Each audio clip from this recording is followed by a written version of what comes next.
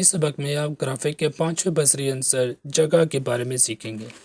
लिहाजा जगह फितरी तौर पर इंसानी आँख को भाग जाने वाली खसूसियात जैसे आपकी आँख तेज़ रोशनी नहीं देख सकती या तेज़ रंग नहीं पसंद करती, और डिज़ाइन में मौजूद तमाम अज्जा को मुकम्मल देख लेना, पढ़ लेना और समझ लेना में बहुत काम आती है। हम जगह का इस्तेमाल करते हुए अपने डिज़ाइन में किसी ख़ास हिस्सा की तरफ तवज्जो दिला सकते हैं, डिज़ाइन में तवाज़न कायम कर सकते हैं। बहुत सारे अच्छे समझे जाने वाले डिज़ाइनर इस अंसर को नज़रअंदाज करते हैं।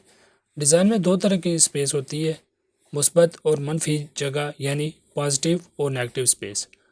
मुस्बत जगह से मुराद अशिया की इश्काल है जो कि मुख्तलिफ अनासर से मिलकर बनती है। मुस्बत जगह दो रुखी या तीन रुखी यानी टू डायमेंशनल या थ्री डायमेंशनल हो सकती है।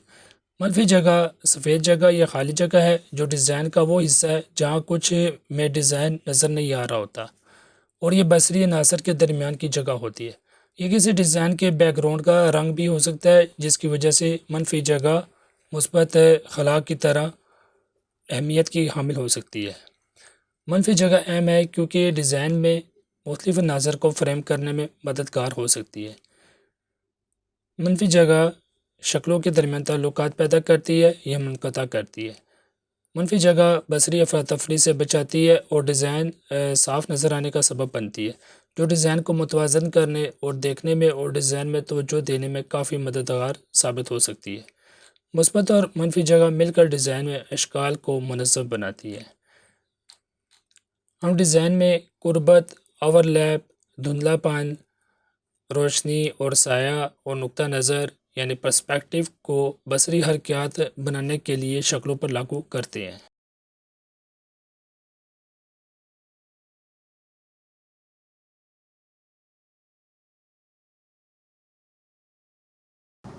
अब चलते हैं प्रैक्टिकल की तरफ। स्पेसिंग का इस्तेमाल करते हुए हमने एडोब इलस्ट्रेटर में एक टेक्स्ट लिखा, और इस टेक्स्ट में आपको ये नज़र आ रहा है कि एक वर्ड लिखा हुआ है स्पेयर, जिसमें दो रंग इस्तेमाल हुए हैं, सफ़ेद और काला। सफ़ेद लिखाई जो बैकग्राउंड है वहाँ से भी ली गई है, और जो ब्लैक वाला ये करैक्टर इस्तेमाल किए गए। इन्हीं करैक्टर्स को हम एडोब इलस्ट्रेटर के टूल्स इस्तेमाल करते हुए हम डिज़ाइन करेंगे कि ऐसा नज़र आएगा कि जो वाइट स्पेस है और जो पॉजिटिव स्पेस है जो कि ब्लैक लेटर के करैक्टर्स हैं, वो सारे मिलकर एक डिज़ाइन मुकम्मल कर रहे हैं। तो सबसे पहले हमने टाइप टूल पर जाकर एक वर्ड टाइप करना है। मैं आपको थोड़ा सा जूम करके दिखा दूँ। SPARE। आप कंट्रोल से इसको सिलेक्ट करेंगे, इसकी प्रॉपर्टीज़ में जाएंगे, और मैं एक ऐसा फ़ॉन्ट लूँगा जो कि बहुत बोल्ड हो।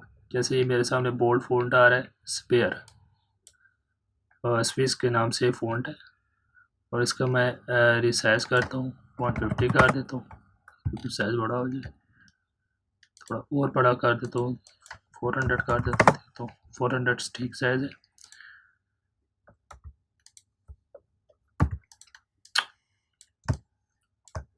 इसके बाद मैंने इनको क्या करना है, कलर ये ब्लैक पहले का है, और इस पे राइट क्लिक करके मैंने क्रिएट आउटलाइन्स कर देना है, और अब मैंने क्या करना है कि इनको अनग्रुप करना है। तो राइट क्लिक कर पे इसका अनग्रुप कर दूंगा। अब ये हर करैक्टर अलग से एक पाथ बन चुका है। अब इस शेप को, सैंपल शेप को मैंने सामने रखना है,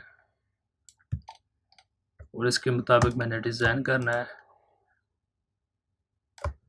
आर को मैं थोड़ा सा आगे बढ़ा कर ले आता हूँ, ए को भी बढ़ा कर आगे ले आता हूँ, पी को भी इसी तरह आगे बढ़ा कर ले आता हूँ।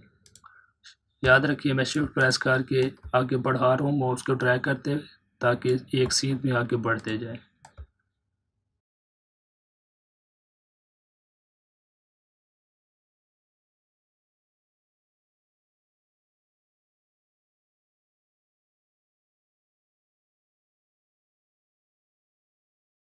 तो सबसे पहले मैं आर का जो करैक्टर है इसको टैब प्रेस करते हुए जो फिल देने लगूँ डिफ़ॉल्ट फिल टी से ब्लैक एंड वाइट और ब्लैक आउटलाइन होगी,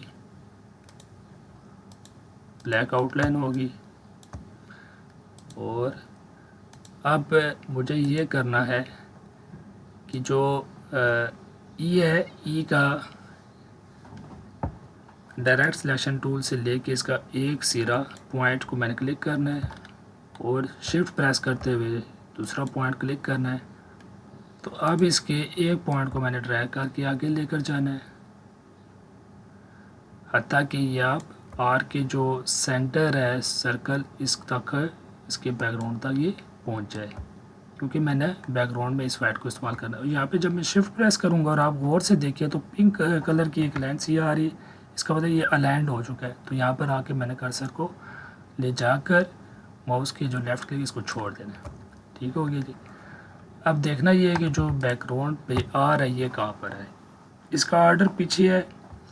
इसके दो तरीके हैं, राइट क्लिक करें और ट्रांसफार पर जाके अरेंज पर जाकर इसको बैक ब्रिंग टू फ्रंट करें और साथ इसकी शॉर्टकट की भी दी हुई है।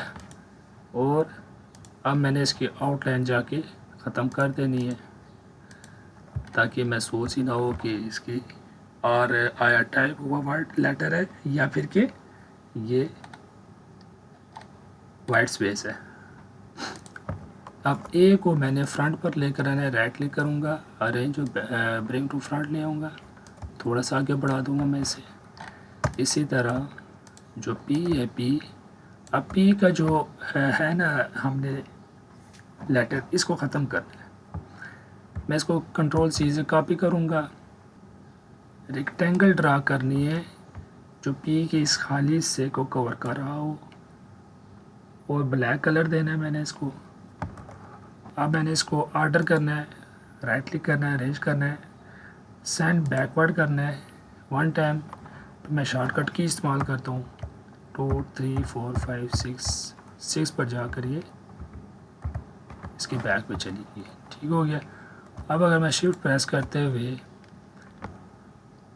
पाथ फाइंडर के टूल पर जाकर माइनस फ्रंट पे क्लिक करता हूँ तो वो जो बैकग्राउंड है, वो जो फ्रंट है, ये वाला माइनस फ्रंट अप्लाई होते हुए हमारे को सिर्फ वो हिस्सा बाकी रह जाएगा जो कि पी के लिए खाली हिस्सा था और पी का फिल जो ख़त्म हो जाएगा। अब मैंने जो पी की कॉपी की हुई थी उसे कंट्रोल शिफ्ट वी से पेस्ट करता हूँ और अब ये उसी जगह पर पी जाके पेस्ट हो चुका है और मैंने अब इसको डी से डिफ़ॉल्ट कलर अप्लाई करना है और आउटलाइन इसकी ख़त्म कर देनी है। ठीक है। अब ये पी ऐसे लग रहा है जैसे इसका वाइट का जो हिस्सा है ये बैकग्राउंड स्पेस का हिस्सा है, और एस को थोड़ा सा आगे बढ़ाऊँगा और इसका ऑर्डर करूँगा, ब्रिंग टू फ्रंट करूँगा और थोड़ा सा आगे बढ़ा दूँगा। तो ये हमारा सेम इस डिज़ाइन की तरह तकरीबन तैयार हो चुका है। हमने नेगेटिव और पॉजिटिव स्पेस को इस्तेमाल करते हुए एक वर्ड लिखा स्पेयर और हमारे को एक अच्छा इफ़ेक्ट मिल चुका है। ये हम मुख्तलिफ तरह के जो टेक्स्ट के काम करते हैं उसके लिए बहुत अच्छा आपको डिज़ाइन मिल चुका है। इसको इस्तेमाल करते लोगोस में, बैनर्स में इस्तेमाल कर सकते हैं।